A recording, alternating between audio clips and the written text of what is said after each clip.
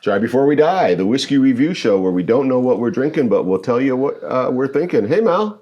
Is it like a chance, like just one day we switch spots?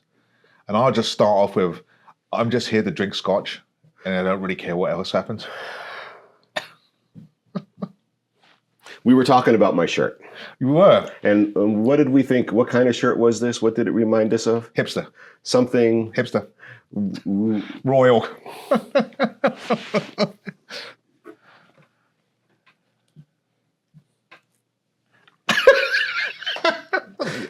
Now, if I'm the king, that means who are you? I'm like the jester, and I live with that fact. Please let me have the jester hat. I got you something, buddy. You're not the jester. Oh, I'm the Emir.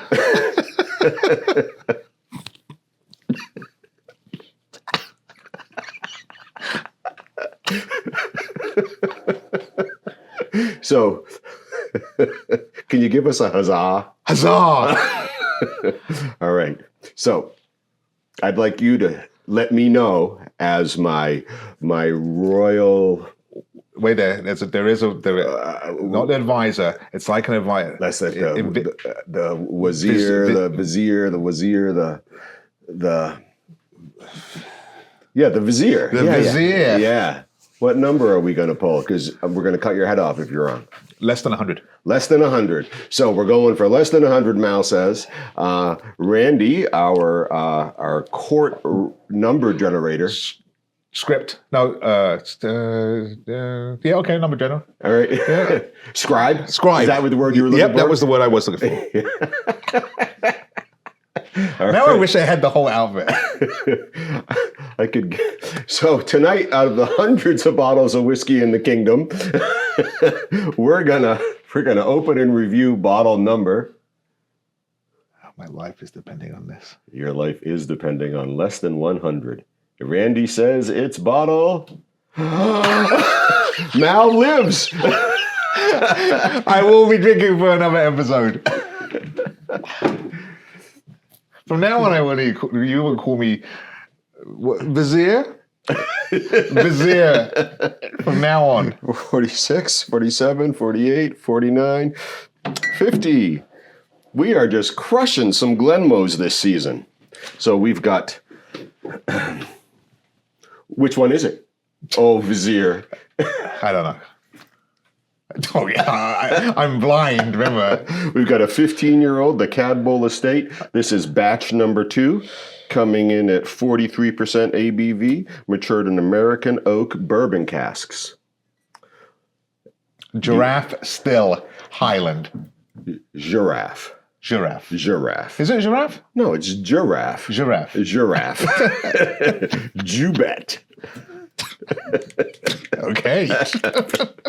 I like that ruby you've got in your headdress there. it's what people are going to try to steal when I'm sleeping. Gotta make a Disney movie. All right. That was very abrupt. So what do we know about the Cadboll Estate? We've had one before. In fact, I think there was a circumstance where our stormtrooper poured some of the bottle onto the bar. If I remember, during the first, because I believe the first Cadboll Estate was a travel exclusive, duty-free release only. I think we're into batch number 3 is on the market now. Do you know anything about the Cadboll Estate? No, but I was going to ask you, did they change the year? So like we've just done one. I vaguely remember. Oh, so you're asking if there's a different age statement? Yes. So no, there's not a different age statement. The I think the original Cadboll Estate was a no age statement. Okay. So I guess yes, they did change the year. Okay. They added an age statement. I believe the original Cadboll was a green label, duty free. I don't believe it came. Do remember being green label. Right. I don't believe it came with an age statement. And as for what the Cadboll Estate is, I have no idea. Nice hat. It is a great hat. I believe the Cadboll Estate is actually connected to some of the Glenmorangie business. Oh, okay. And it's part of a property, and I think they gain some of their barley, their malt, their grain from there. Okay. Right. So I think it's sort of harvested there. So that's what I think is true. And now is that in Scotland? or are we looking at somewhere else? And I want give me the country. Scotland. Okay. All right. Because it's Scotch. Yeah. Okay. Nice hat. You like my hat? It's very warm, actually. You can feel it, right? Yeah. It's good. A good, nice little feathery look to it. So batch number 2, 43%. It says here a deep and creamy whiskey. Okay.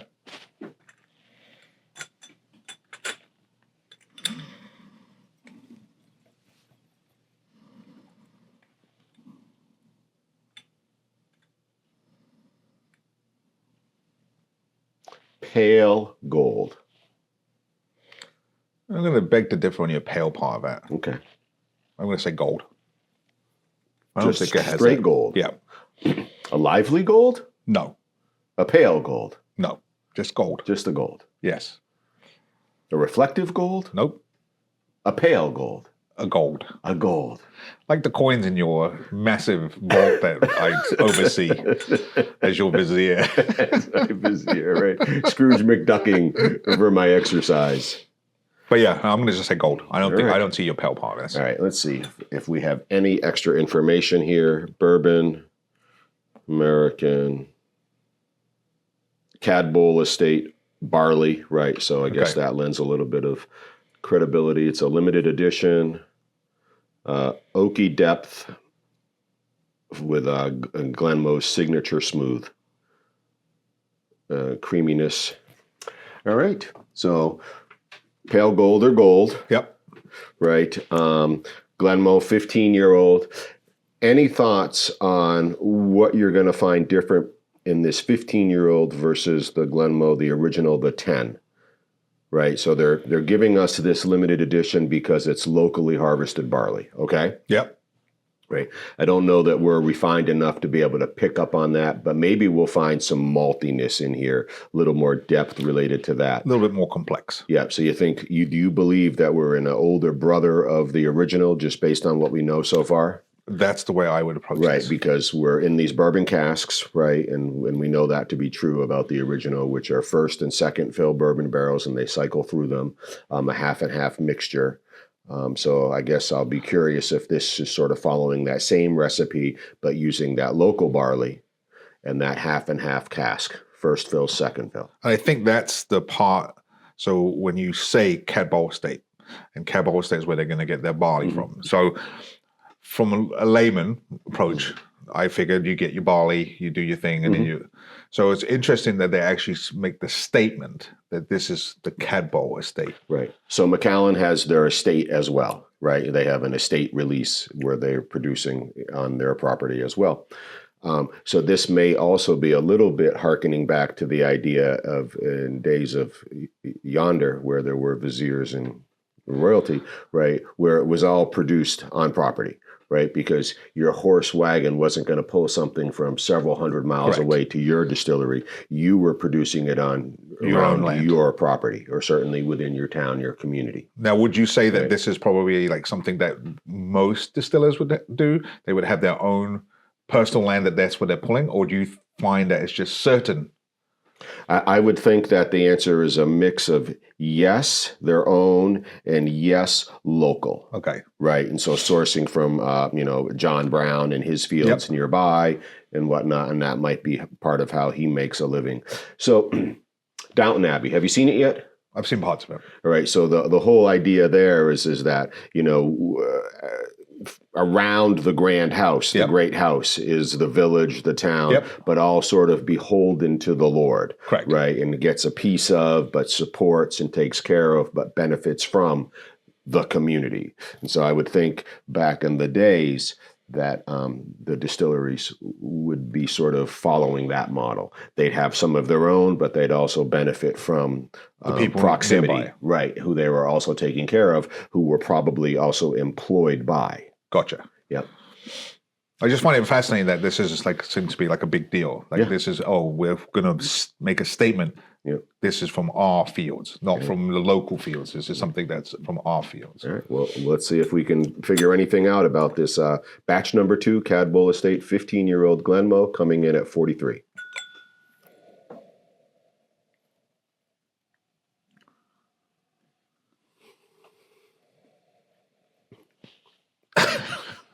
So there's a there's a there's a little something malty on the nose.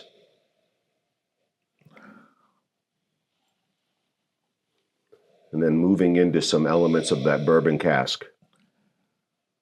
I'm getting the bourbon. But did you have something sort of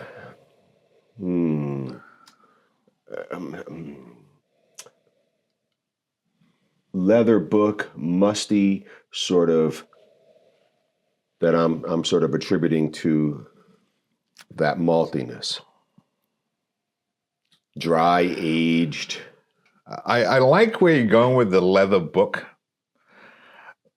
I don't know if that's like how I would describe it, but there's an aroma, and this one's going to be this one sits on top. Mm-hmm. Right? No, it's the first. Correct. First There's notes. an aroma there that follows you all the way through your inhale. Right. So, and then it moves into that layer below that is the bourbon cask. And there is something creamy, smooth maybe is the better word, but that's happening underneath. So I like the smooth. I like that smooth. This musty top, bourbon smooth underneath.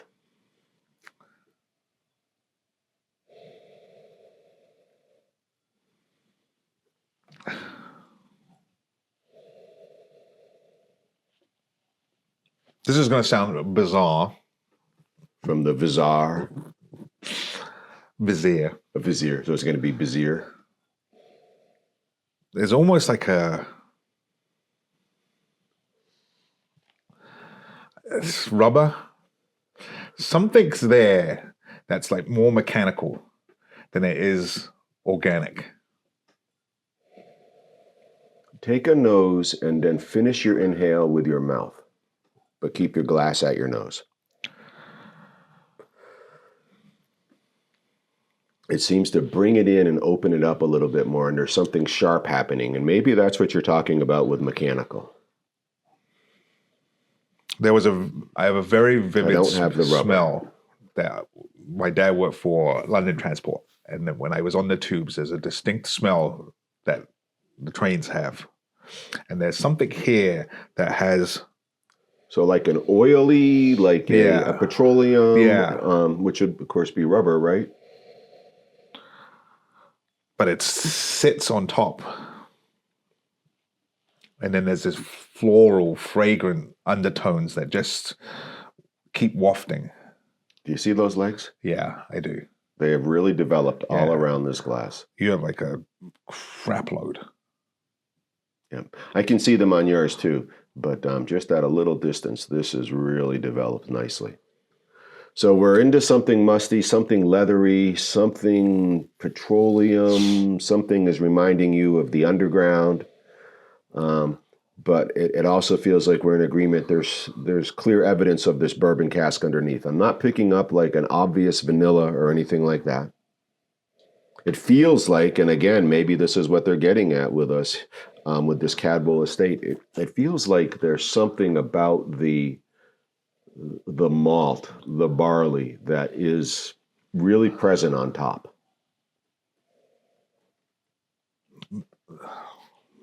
Almost as if it was a floor malting, which I'll doubt to be the case. As far as an in-house process goes, it's they're pretty rare these days. But that's interesting. I'd love to be able to be a little bit more precise in what that smell is, because it's definitely there. And it's not something that I would equate to floral, not something I equate to candy, not something I equate to chocolate. Is it the plastic? Is it that plasticine that we've come up, the like super fantastic plastic bubble? I don't know, but there's something more to this than meets the eye. Well, let's give it a taste. All right. The batch number 2, Cadboll Estate from Glenmoe. Your Honor. No, what would it be? Your Lord. Your Highness. Highness. Cheers. Cheers. Good call on the number, Mal.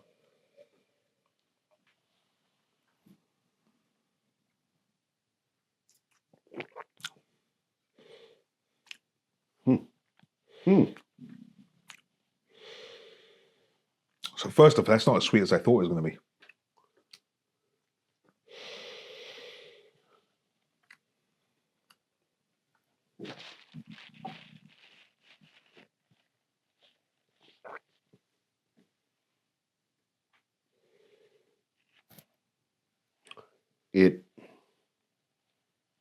It's very sharp in the back, but there's something really grainy about this, and not granular, but more in a bread, a cereal kind of way. Pretty dry.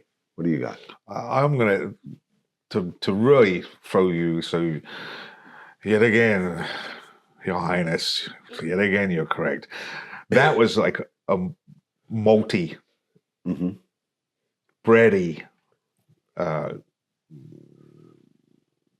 grain feel, taste. Right. I don't get any sweetness really. Very little. I can feel it at the very back if I click back. But the rest of it's this malt, biscuity. Right. It's not very reminiscent of the Glenmo 10, the original. No, because I find that more floral, more sweet. This I don't find as sweet.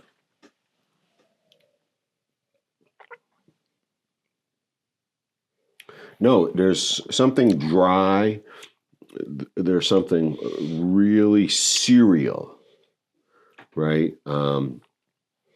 Almost like, and I don't know if you had it in England growing up, cornflakes, right? Right, which is, a very dry cereal, right? It doesn't have any sweetness really at all attached to it, right? I mean, it's cornflakes, right?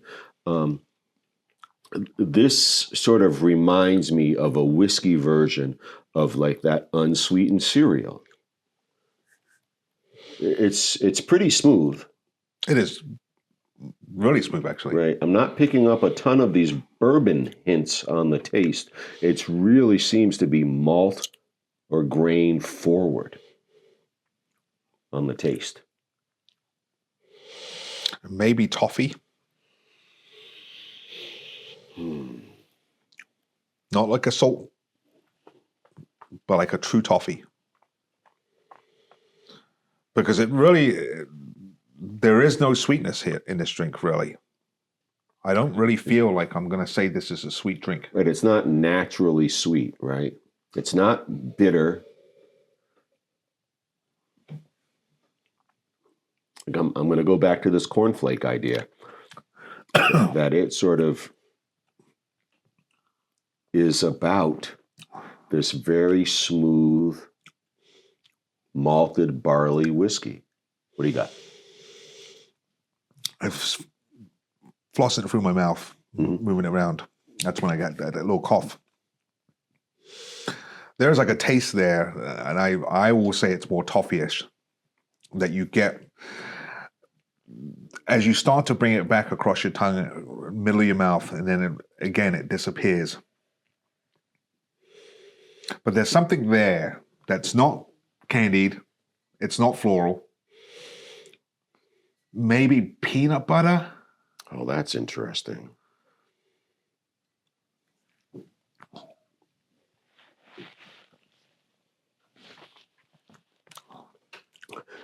All right. When are you drinking this? When are you specifically saying, this is the kind of whiskey I want? What is the circumstance? I would drink this with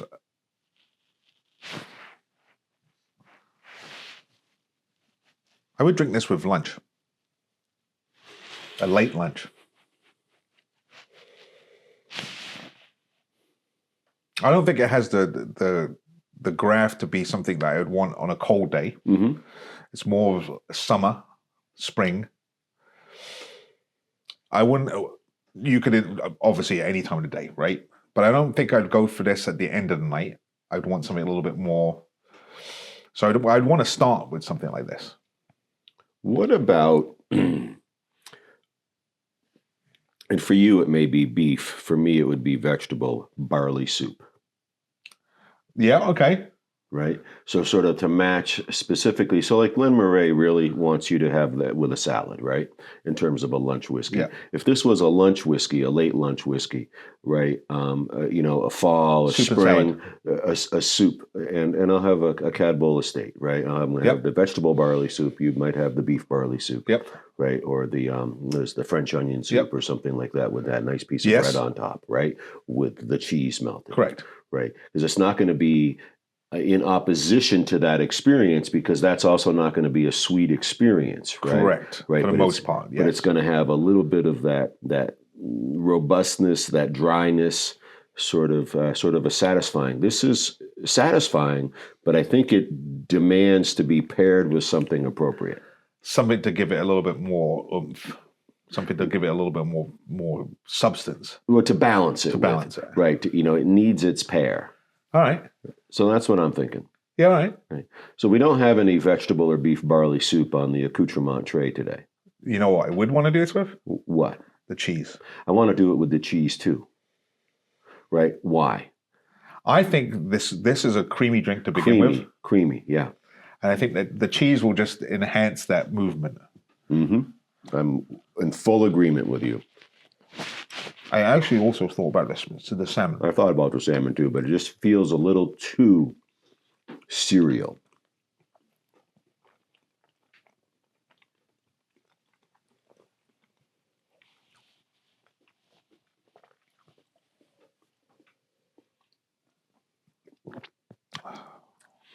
All right, it feels like the cheese opened up a little piece of that bourbon in there. I think I got more of the sweetness. Yeah. That bourbon sweetness. Yeah. Yeah. That was a good pairing. Yeah, I think that was the one. And I think it helped as well. Yeah, yeah. With the overall, gave it a little bit more beef. A little more balance. A little bit more balance. Right, yeah. It's a very interesting whiskey from Glenmorangie. Yeah. Right. Right. And it seems, and they perhaps have done it, it seems entirely connected to the Cadboll Estate. Very malty, very grainy. Because it's in those bourbon casks, which they regularly use. So it's not about the casking, it's about the barley. That's a good drink. And it seems like it came through. I like that. All right. Well, let's see what the crew has for us as we wrap up the Glenmo Cadboll Estate batch number 2, coming in at 43%. Ah. To the nights that turn into mornings and the friends that turn into family. Cheers, mate. Cheers, brother. Family.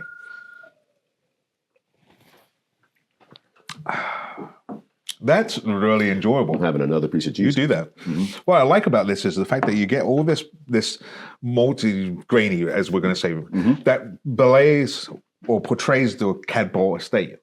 So it hits the mark. The thing that I really like about this is that it deviates so immediately from the predictable Glenmo flavor profile. Agreed. Beyond the smoothness. It just goes in this other grainy cereal direction.